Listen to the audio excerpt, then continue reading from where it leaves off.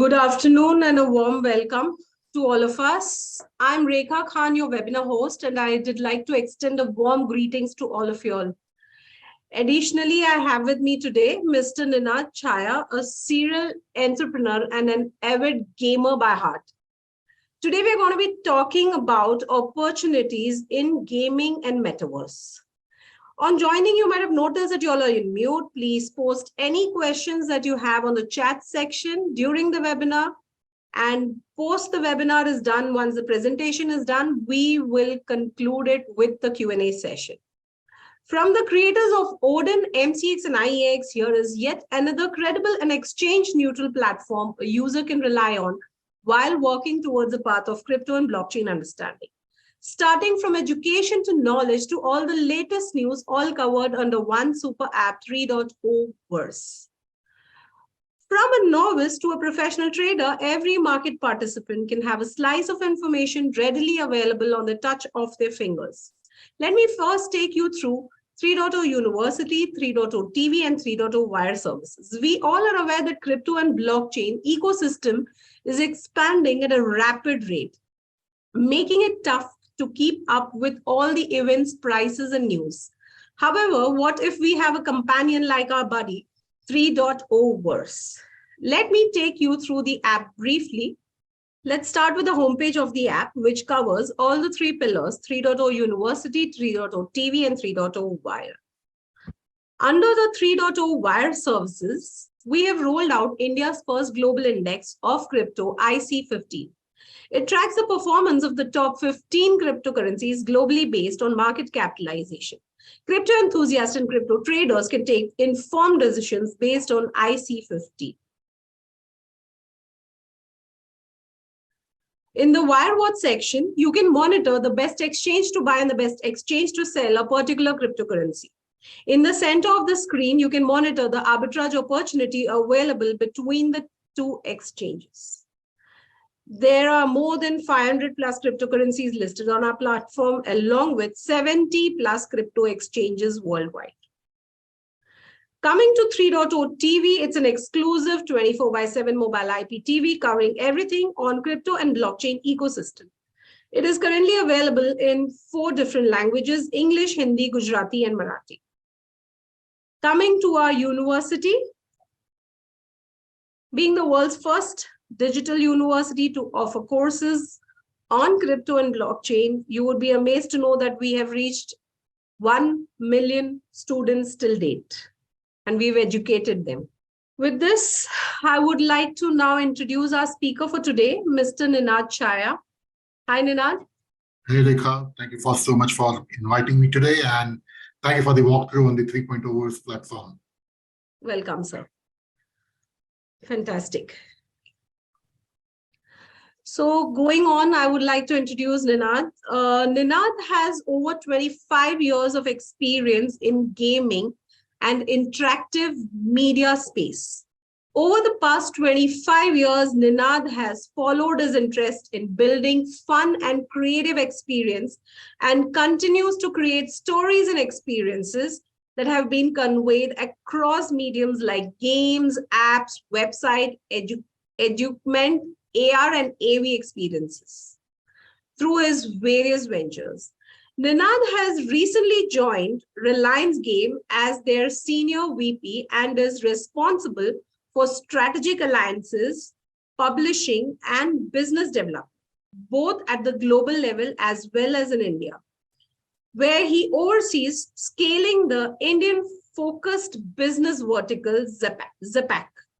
He is also a strategic advisor to GoFigital, a Web3 and Metaverse-focused award-winning venture providing immense solution in the enterprise Metaverse domain using augmented reality, virtual reality, AI/ML, and gamification as the 4 core offerings. Before moving to an advisory role, Ninad was the Chief Metaverse Officer of GoFigital. Over the years, Ninad has held leadership roles at premium mobile app and game development companies in India, such as Robosoft Technology, Nazara Technology, Reliance Games, and India Games, where he was instrumental in their growth. Ninad's foray into gaming became when he co-founded India Games Limited, India's first gaming company that was later acquired by Walt Disney, and played a key role in building the organization to become a leading global mobile game publisher in its early days. Over the years, Ninad has been affiliated with associations like NASCOM Gaming Forum and the FICCI Animation and Gaming Forum. He is also a member of the Internet and Mobile Association India, AR/VR committee, which aims to promote augmented reality and virtual reality technology to drive economic growth, job creation, and skill development in the country, and is also a member of the CIA subcommittee and AVGC and Immersive Media. Ninad regularly speaks at conferences both in India and internationally on topics covering app development, AR, MR, VR, AI/ML, and gaming and gamifications. Hi, Ninad. Thanks for joining us today. Thank you so much, Rekha, for the introduction. Sure, sir. So, yeah, just before we begin, I thought let's kind of change things up a bit. The past couple of times I've been a part of the 3.0 Verse webinars. We followed a typical presentation structure, and then there would be Q&A. And what I felt was that we could not give enough time to Q&A. And today, especially for a topic like gaming, metaverse, and the opportunities within, I think it needs to be a lot more immersive and interactive for it to be engaging, right? So that's when we were discussing initially, I thought let's kind of, rather than me going through 1,500 slides of presentations and then having like only 5 minutes for Q&A, let's just start off with a Q&A, right? Let's have the people attending the webinar ask questions. I mean, for me also, this is the first experience where it's more of an ask me anything kind of a format. So it's going to be fun.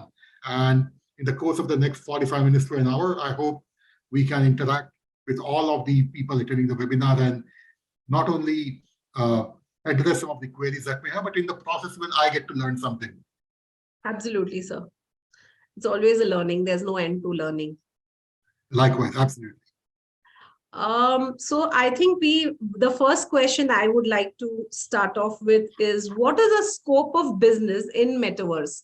Since you're already handling, that kind of a profile where you're looking into what the job opportunities and the scope in this industry. So what exactly would you define as a scope of business in Metaverse, and how is it booming? So if you look at the past few weeks, right, I mean, the whole technology space is going through a churn.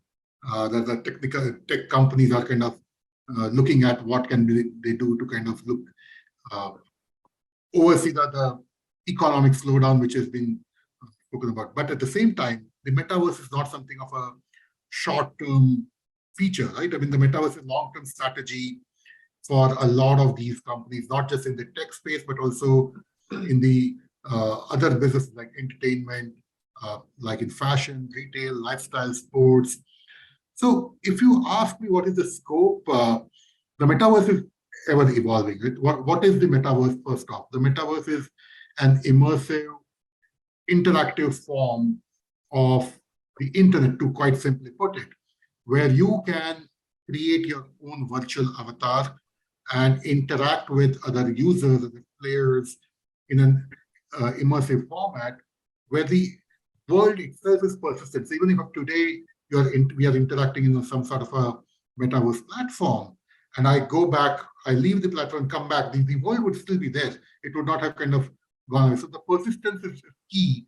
And the opportunity is that as a user, as a content creator, I can leverage multiple technologies to create my own content, which could be on a decentralized platform, and I can actually transact with it. So if you ask me, the metaverse is not just a tech platform, it's a combination of multiple platforms, trends, and technologies. It could be AR, VR, AI/ML, NFT, cryptocurrency, all this on a decentralized blockchain platform to ensure user privacy aspect, where a user can even create assets and sell them in the digital world. So, so that's the metaverse. And then if you look at it from a business perspective, today, a lot of businesses have started looking at metaverse more as a long-term strategy. Obviously, it depends on aspects like the hardware needs to be mass market, the bandwidth, the network speeds needs to be uh, fast for everybody to kind of access it. You need to have cloud, cloud computing where all these things can be hosted. But globally, there are brands like Nike, there are brands like Louis Vuitton, Gucci, who have started building out their virtual presence in various formats, in various platforms, so that when the users are coming on board, they get to experience a different approach to their brand than the physical world, but at the same time, the experience blend. I mean, they are bridging the gap between the physical and the digital world. So from my perspective, I think the metaverse has a lot of opportunity across industries. It all depends on what kind of a use case. And at the core of it, what is more important is how does the consumer, the user, benefit from it? And that's where I think the metaverse is headed towards. Absolutely, I would agree to this. So can we say that is gaming in the next metaverse, the next frontier? Gaming is already the current frontier when it comes to the metaverse. I mean, if you look at the gaming industry, we have always been at the forefront of adopting new technologies. Sure. If you go all the way back 20 years ago, right? I mean, around 2002 timeframe, there was this game called Second Life, which was as the gaming terminology was the OG of metaverses, where you had to play in a virtual environment. You could interact with other players with their digital avatars, and then you could do tasks, you could interact with others, perform various and play games at the same time and level up, right? So it was like a simulation world where you could log in and that's what the metaverse today is. If you look at even some of the games today, like Fortnite in itself is sort of a metaverse. I mean, yes, there are millions and millions of players who are coming onto the game and playing the game, but it's now not just a game, right? I mean, there have been events, there have been music concerts which have been conducted in Fortnite, where contrary to what we could have seen in the real world or what we could never have imagined, in a concert, typically if you have it in a physical arena in the real world, you have a limited capacity of people who can attend it or maybe just watch it on a live stream. But when a Fortnite organizes a music concert, right? They recently did sometime back a Travis Scott concert, and other artists also did their own concerts. And there were millions of people in real time as their digital avatars going there, attending the concert and then interacting with others. Now, that is something which would not have ever been possible in the real world in terms of the sheer scale that metaverse brings. So yes, I mean, gaming is there and continues to evolve. Like I mentioned earlier, as devices get smarter, as headsets get smaller and sleeker, the experiences will get a lot more immersive and interactive and fun. Absolutely. In fact, I think a lot of companies have also started upskilling their employees for the metaverse phase, you know. In fact, the other day I was just reading Economic Times, and I was just going through this article where they were talking about upskilling their employees. So why do you think that, people should get upgraded, or, these companies should be upskilling their employees to the next level? I think upskilling is an innate need of every business, right? Be it physical training sessions in classrooms or using technology and gamification and the metaverse to upskill their teams.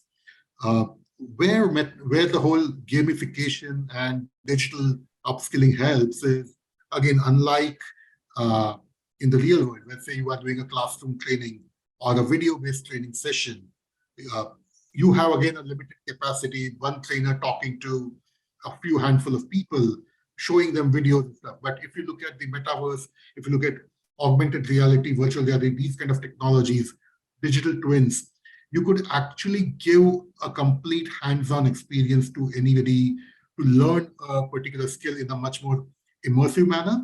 And because of the whole gamification angle to it, you can track how efficient they are in performing that particular task, so that you can actually plan it out accordingly. To give you an example, right? Uh, let's say in healthcare, right? Today, a lot of the hospitals are using dummies or cadavers for training doctors on how to perform surgery, Right. or what are the top 5 things to do when there's an emergency case which comes into a emergency room. But using VR or using AR and gamification, you can actually simulate these different kinds of environments and situations where you could train multiple people at the same time rather than just waiting for a particular class session to get free, right? You put on a headset and you could train people. Same way with real life situations like firefighting. I mean, you could train firefighters on different aspects, and not just firefighters, even in offices. You can train people how to use fire extinguishers by creating virtual reality simulations. So training across various industries, across use cases is rapidly, and the lockdown really helped in that. Technology adoption is growing exponentially in that, and how people can learn and also have fun, or rather do it in a much more engaging and immersive manner. So from that perspective, yes, I mean, the AR, VR, and the metaverse space helps in upskilling various teams across the globe. You don't even need to be in the same classroom or in the same office. You could be anywhere in the world and undergo training. Oh.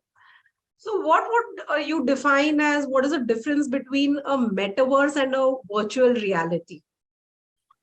So the metaverse, which is a combination of various technologies, right? I mean, yes, virtual reality or mixed reality or augmented reality would be the most immersive form of the experience, where people can actually get the feeling that they're inside. But even on a browser, you could start experiencing the metaverse even on a desktop, or even through mobile apps.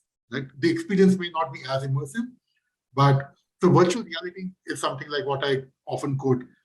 It is like the Matrix, right? And Neo could plug into the Matrix, and he would be transported to any other simulation which was as realistic.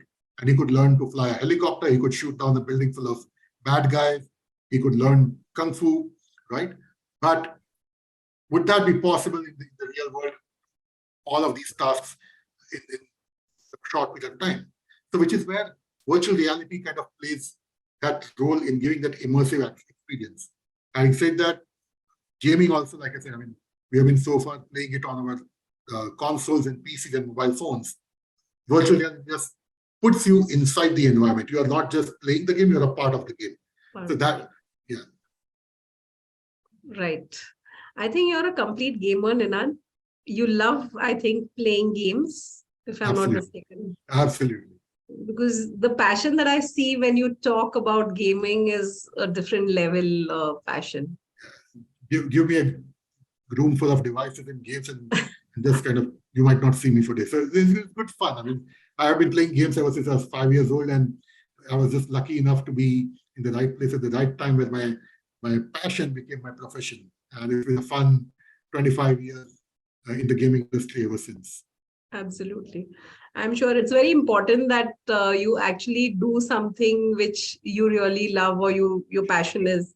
And that's exactly where you excel also. I'm a very strong believer of that. So I absolutely believe in job satisfaction. So in your case, I think it's like bang on. Yep, I found my ikigai, as the Japanese term goes. Yeah. Fantastic. That's great. So the next question that I have is, what are the complexities and challenges in metaverse? What do you see as the challenges in metaverse? So there are multiple challenges, right? Like in any evolving technology or any evolving platform, there is bound to be certain challenges as the domain, or as the platform matures, right? Right from user privacy or user security to ease of access. There are various challenges. I mean, even today, even from the internet point of view, the internet which we've been used to using for the past 25, 30 odd years now, even today there are different challenges, right? I mean, cyber frauds or cyber scams are happening even today, even in the current Web 2.0 framework which we're seeing. So as technology evolves and as user behavior evolves, there are ways to circumvent this. Obviously, the stakeholders in all these aspects the industry stakeholders would work towards making sure that the metaverse is a safe place to work in. I mean, in the initial days when people started exploring virtual reality worlds, there were a couple of cases where people got harassed and bullied in cyberspace or in the metaverse space. Now, unlike being harassed in the regular internet as we know it today, and even that is very traumatizing. Imagine that your virtual avatar is also kind of assaulted, and that kind of is a lot more impact. It has a lot more negative impact on the user to kind of get over that trauma. So players across who are building these metaverse solutions are ensuring that these virtual worlds or environments become a safe haven for people of all age groups. Because even kids are accessing different sorts of metaverse content in different ways, right? I mean, Roblox on its own is a metaverse in itself, obviously targeted to kids, but so you need to put all those checks in place. Likewise, even with trading in cryptocurrency or dealing with NFTs, all these aspects need to have to be secured so that the person who has created that asset does not get scammed. So there are challenges. I mean, like with any evolving technology, but at the same time, everyone involved is working towards ensuring that those are overcome as the technology grows and gets into mass adoption. Sure. And is there any specific technology that you need to have or a software that you need to have to be in the metaverse? So like I said, Rekha, it is all about the device or the access point, I would say, which you use, right? Eventually, it is going to be a seamless experience. The vision which a lot of the people in this space have is that irrespective of what device you are accessing your preferred platform, metaverse platform on, the experience should be seamless. So I could be accessing it on my smartwatch, on my mobile phone, on my browser. Obviously, there will be changes, right? I mean, so instead of putting on a VR headset and seeing a hologram standing in front of me, I could, on my watch, the hologram could pop up. I mean, think of all the sci-fi movies all of us have seen over the years, right? I mean, Star Wars kind of was one of the first movies I saw as a kid, and you had Princess Leia coming out of R2D2 and talking to Obi-Wan Kenobi, or Minority Report, right? I mean, that was a movie released in 2002. Based on a book written in the 1950s, where the story is all about the future, where how you can leverage technologies like AI or even augmented reality, all of these various technologies to prevent crime, to kind of predetermine that there's a crime going to happen, and then kind of how do you work towards it. So I think it is different devices, different platforms, different access points will give a different experience, but at the same time, it will kind of blend all of it together in. If you had seen the video which Mark Zuckerberg had shared when he renamed Facebook to Meta, and he had shared his vision of the metaverse, because people playing so people getting socially active in a virtual environment, creating different avatars of them, and then accessing different things. So yeah, I mean, it is eventually going to be device agnostic, but at the same time, experiences will vary depending on what access point you use. Sure. The most common question that we generally come across is, can metaverse actually exist without a crypto?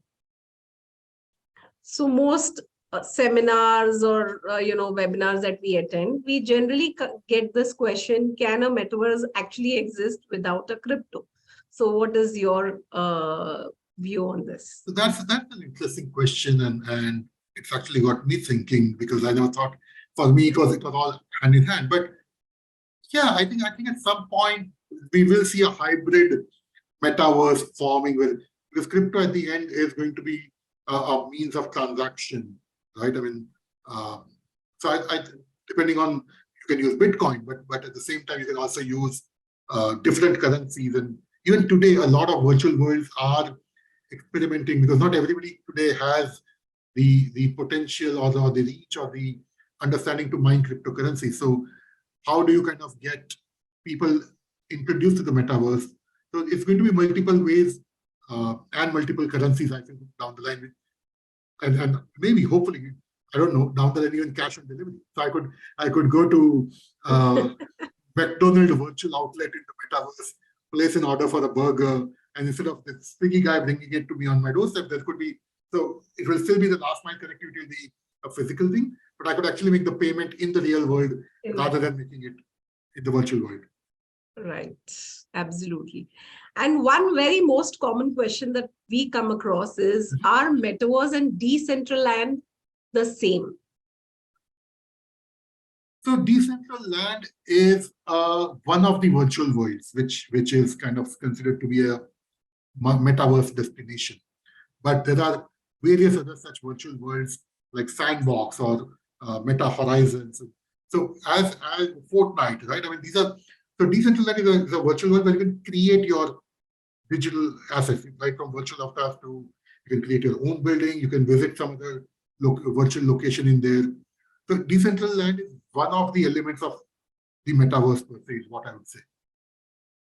Got it. What is the future of gaming industry? I'm sure this is an interesting question. It is. Do we have enough time? Because I could go on. Absolutely. And on. So yeah, so the future is actually very interesting. As I was talking at a conference last week, and then somebody asked the same question. And I said, well, we are living in the future. It is like the multiverse, right? There are various aspects of gaming which is evolving in parallel to each other. You have the mobile gaming, you have PC gaming, console gaming, you have esports, you have virtual reality, you have augmented reality. Each of these have been there for a while, right? The future is going to be, like I said, where at least two or more of these platforms start coming together and blending in such that the experience is seamless. So we could be playing a multiplayer match where I could be on my virtual reality headset, you could be on your PC, somebody else in the platform, in the talk could be on the console, and yet all of us are kind of playing the same match, right? And the other part is the whole play to earn economy. Right. So far, if you look at the evolution of gaming, right? When I started playing games as a kid, I used to go to a gaming arcade, put in the money, start the game and play that game for 2-3 hours in a coin slot operated machine. Then came the whole, so it was pay to play kind of a ecosystem, right? I mean, you had to pay in the arcade. When you got a PC, you had to buy the physical game, box game, and play the game on there or download it from the net. Come to digital. So today there are a lot of, most of the, so every mobile game today is a downloadable mobile game, which is free to play. You have a, so download is free, but if you want to level up in the game, you kind of buy in-app purchase or watch the ads, so it's free to play.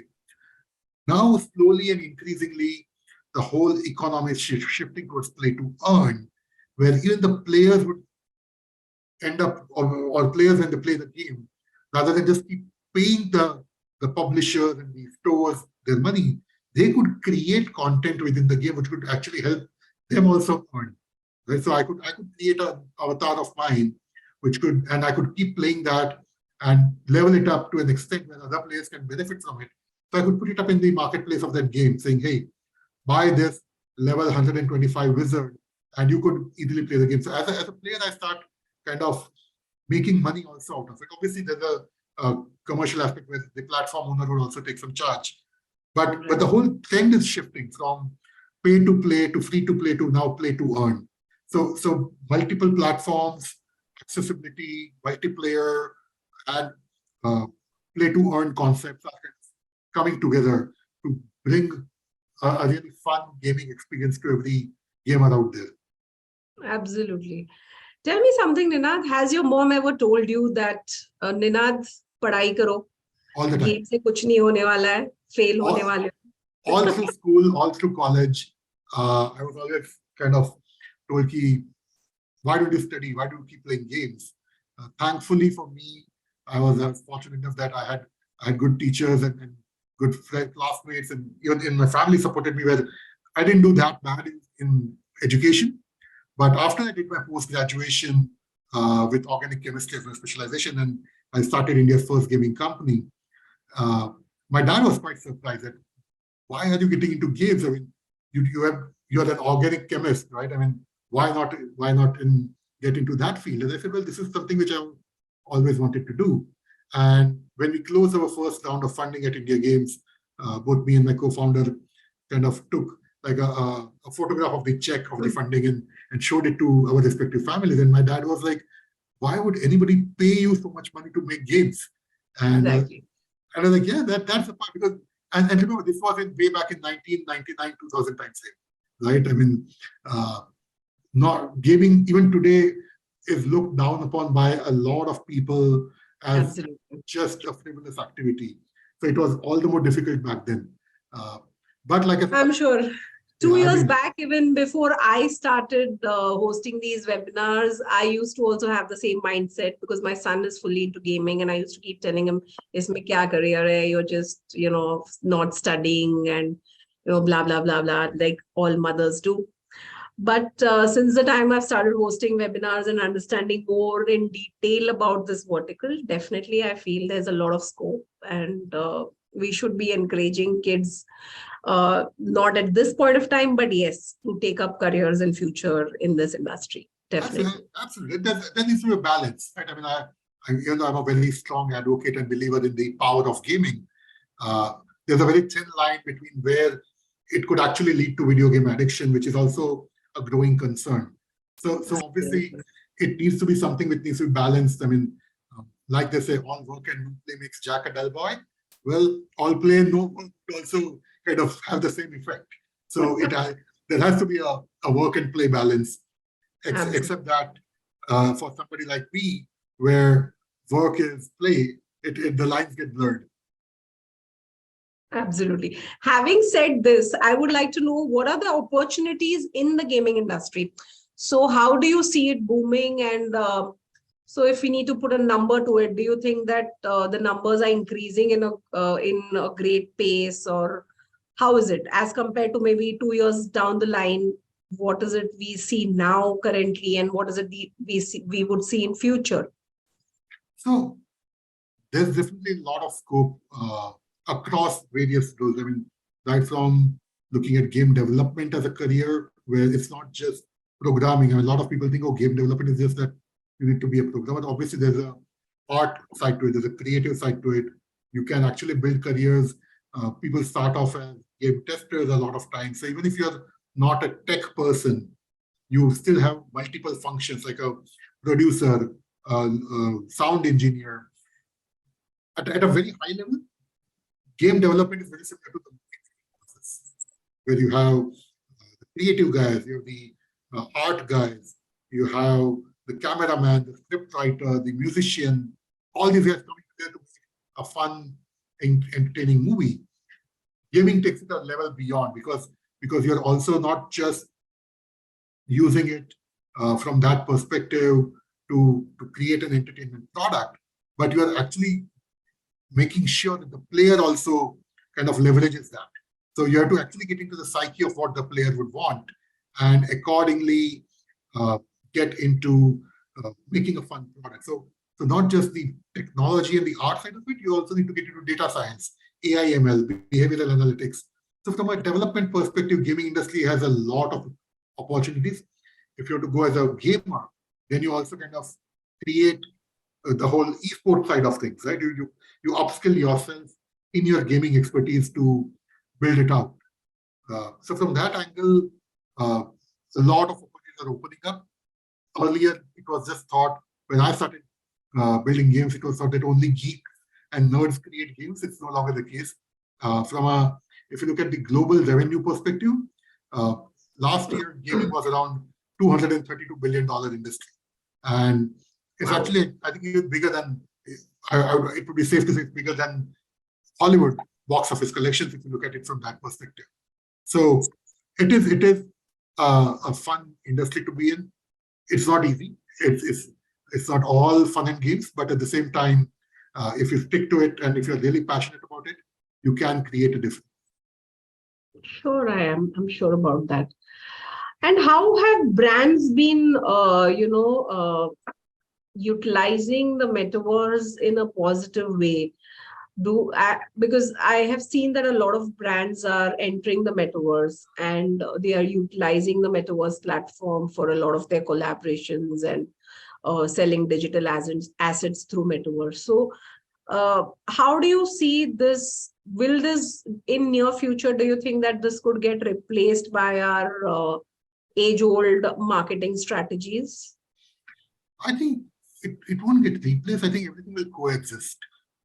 Yes, brands are leveraging various virtual platforms to engage with their customers, right? I mean, because at the end, it's the age-old marketing mantra that go where your customers are, right? So today, a lot of brands are looking at experiences on Roblox or the Fortnite because those platforms get millions of players every single day, right? Or even from a decentraland or sandbox perspective, there are brands which have experimented on those platforms or are looking to create their own virtual worlds where they could have people come and try out various things, engage with the brand, right? So it is part of, yeah, for the brand, it's a part of a next level of marketing experience, where again they're giving a bit of control to the, or quite a bit of control to the consumer, because at the end, over here, the consumer is also actively engaging with your brand in the metaverse, and they also have the opportunity to build something, leveraging your brand to connect with the brand in a better manner, right? Nike has been one of the amazing companies which has built a fairly successful story, even in the Web 3.0 slash metaverse space, where a lot of this, I think last year they did around $200 million of business selling NFT sneakers. So, and these are sneakers which have been created by their own customers. So from that perspective, you can look at how the trend is changing, that it was not just the brand talking to the consumers, it is now consumers also actively getting involved in all of this. Absolutely. I agree to this. And quite a few brands are actually even doing influential marketing through metaverse. So there is definitely, like you said, there will not be a shift, but I think it will coexist because both will have to go hand in hand. Right. What are metaverse coins a good investment? So this is one question which has come up to us. Are metaverse coins a good investment? Should you be investing in metaverse coins? Because gaming industry as such, I think most people perceive it as कि आज है कल चला जाएगा, fraudsters काफी होते हैं इसमें. So what is your advice on this? So again, it is pretty much like most of the financial investments that people do, right? Every time you invest in a mutual fund, you have the fine print that mutual fund investments are subject to market risk. So there is risk everywhere, right? I mean, and as a player, kind of before that, it is very difficult for them to get into a space where they invest in stuff. So it is going to be a bit difficult to answer it right now. That can people invest in metaverse coins or any Bitcoin or any crypto, because it is something which is ever evolving, right? So if you make an investment in a smart way and are in it for the long term, it will pay off. But if you just invest on just a gut feel, it may or may not pay off. So it has to be you need to study the market, like pretty much like what you do in your investment strategy in stock market. Sure. So next up, I would want to know, can metaverse actually be dangerous? In continuation to what we were discussing in terms of investment opportunities and all that, what is the kind of thing that people should actually keep a watch for in the metaverse? I would say it is about how safe you are, or what all precautions that you take even today in your real world. Right? The metaverse is more of an extension of how you are interacting with people. I mean, even though it's a digital avatar in the metaverse, there is still a person at the other end who's kind of a guy. So any and all precautions that you would take in the day-to-day interactions and real world, uh, that and more is what you need to take in the metaverse, right? Because it's again what the internet, or even if you look at it today on the internet, a lot of people may be uh, coming under fake identities. They might be a lot of scams are happening because people assume fake identities and try to lure other people. The dark web, as they call it, also is a concern. All these aspects definitely exist in the metaverse, so you need to be really careful and make sure that you have all the preventive measures in place. It's as simple as that. That if you're walking, if you're new in a town or in a city, uh, would you go down a dark alley in the middle of the night, and unless you're obviously taking enough precautions? So the same way, whenever you're experiencing something new, you have to be careful. Never take anything at face value. People have got scammed in real life, people have scammed on the internet today as we know it.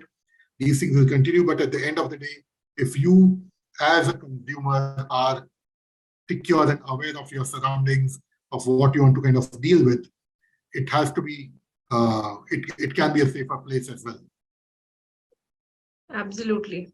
So do your research before, guys, before you do or accept or do anything in this. For that matter, I think that's a common thing that we always say, that do your proper research before you accept any request or anything, because there's a lot of scammers sitting out there to scam you. So going on, is gaming industry currently the center of metaverse? Is gaming industry the center of metaverse? Well, yes, to a great extent, the kind of experience that an immersive game can provide to a player slash user is as close to the whole metaverse experience that one can get to, especially if you are looking at uh, technologies like VR gaming or AR gaming, right? That's kind of the whole part. I mean, if you're playing a multiplayer virtual reality game, that's how sort of the metaverse is going to be as you evolve. That you could be playing against somebody else's avatar, add to it the whole haptic feedback aspect of it, and you have that seamless experience that I've been talking about. So yes, gaming definitely is uh, an entry into the metaverse, and gives you an experience very, very similar to what the ideal metaverse experience would be. Okay, and what would you say is the role of VR and AR in metaverse? So So the those are question that is coming. okay. Interesting question, because a lot of people think that we just VR is metaverse or just AR is metaverse. Both these are technologies which have been around for many years now, right? I mean, while Pokemon Go was the first augmented reality game to really make augmented reality a household name, AR has been around there much before that as well. Likewise with virtual reality. But now with devices getting kind of more and more powerful, portable, and sleeker, right? I mean, the form factor improving. These experiences are much more easier to kind of get into. And earlier, the earlier VR headsets would have cables going all the way down to a PC, and you had to be careful that you don't trip. Now there are portable, cordless VR headsets. Uh, Instead of controllers, you can also just do gestures and the whole thing happens. So VR and AR form a part of the whole metaverse ecosystem, but and form a really important part to give that immersive experience. But you can still have the metaverse experience without them. It helps in increasing the engaging immersive factor. So I think they play a key role, absolutely.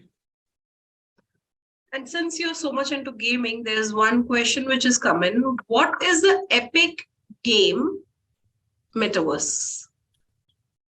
So Epic Games is the company behind Fortnite, right? Okay. Yeah, Epic Games have been in this space, in the gaming space for a long, long, long time. Uh, they are the people who created a very popular game called Unreal Tournament. Unreal was a very popular first-person shooter game, and then uh, besides that, obviously they've created a lot many games, and now they also have an engine called the Unreal Engine, which helps other game developers or other metaverse creators to leverage that technology or the framework and engine and create their own experiences and their own games. So today, a lot of games, especially from a console gaming perspective, PC gaming perspective, or even online and mobile gaming to a great extent, they use Unreal as one of the preferred engines, which is obviously owned by Epic Games, the company behind Fortnite. Wow. Okay. So that's the culprit. So the last question would be, can metaverse actually make you rich? Can And the how? real can the real world make you rich? It all depends on, again, at the end of the day, it is how you want to take advantage, right? I mean, yes, it can potentially make you rich. I would not say it can definitely make you rich, because it also depends on the kind of content you create into the metaverse, the kind of platform that you launch it on, the kind of viability or the usability that the uh, content that you create, right, has for other users. Like I said, it could be an NFT, which could you could sell into the marketplace, which can help other people with something, or it could be a token solution that you can create. Or if you're playing a game, it could be a player's character or a vehicle that you create, and you kind of make it such that other players want to buy it and use it in their game to improve their gameplay experience. So obviously, it has to, at the end of the day, it has to add value to the community uh, for you to make money. If you can only make money, be it in real life or in the metaverse, if what you are doing adds value to others. So yes, potentially, in theory, and to a great extent, in the practical use case, the metaverse can also help you make good money. Sure. And what are the qualifications you feel? So if there is a student who is watching this video, and he's in the perk of his career, he's still planning, he's still deciding, so and he is interested in the metaverse. So what do you think your piece of advice would be? What is the kind, are there any courses? Is there something that he should be majorly focusing on in terms of studies? So I think there are quite a few courses. It all depends on the interest level of the student. I mean, she or he can, and you don't, like I said, you don't need to be a techie for that. Today, you could be an architect, and there is a lot of scope to create virtual spaces, right? I mean, today, what is possibly not, what maybe may not be possible to create a structure in a physical world. You can actually create that in a virtual world and have it available for people. It could be like a virtual art gallery, a virtual museum, or so it so it can be any walk of life that you're in, right? You could be a content creator and create content relevant to the metaverse platform. You need to find out what your core strength is, what you're really good at, right? And then pursue it. Yes, it's not going to be easy, right? I mean, the roadmap for the metaverse, people are saying that it's going to be at least 5 to 10 years before the metaverse becomes mass market, the experience will become mass market. So it's not that you're going to make money tonight or overnight or the next 1 or 2 years. It's going to be tough. But if you're persistent, if you stick to what you love doing and keep improving upon it and adding value to the ecosystem, then it will help you grow, right? I started off being a game designer. I'm not a techie, right? Like I said, I did my post-graduation with organic chemistry as a specialization, but I used to love writing. I used to love, I used to take part in a lot of extracurricular activities in school. And so from my point of view, I wanted to do something creative. And so I started writing game concepts. Because while I was playing games as a kid, I was like, okay, if I am enjoying playing these games, somebody somewhere would have conceptualized them. And that's how I got interested in doing that. And over the period of time, then that skill evolved into producing games. That skill evolved into creating business monetizable games. So it is about what your core, I mean, very important to do your own SWOT analysis before you kind of get into any field. All the more important for the metaverse, because it's a new concept. Not many people would understand it, right? So from that perspective, you need to be convinced, you need to have 110% conviction, or 10,000% conviction that yes, this is what I want to do, and just keep at it. And eventually it will kind of come through. Absolutely. Thank you so much, Ninant. That was a good piece of advice. It was great having you in this session. And every session that we do, I think there's a lot more that I learn, our audience learn. And every time there's something new and interesting that you have to say in this. So it is really great having you here. I would also like to thank our wonderful audience who've been here and have been a part of the learning and making decisions in this space. Thank you so much, all of you all. Have a great day, Ninant. Thank you so much, Looking Vika. forward to more sessions with you, more learnings. It's always a pleasure to be a part of these sessions, and happy to kind of interact with all the attendees and then see how we can build this platform further. Absolutely, sir. Absolutely. Thank you so much, guys. Thank you. Have a great day. Thank you. Thank you. Thank you, sir.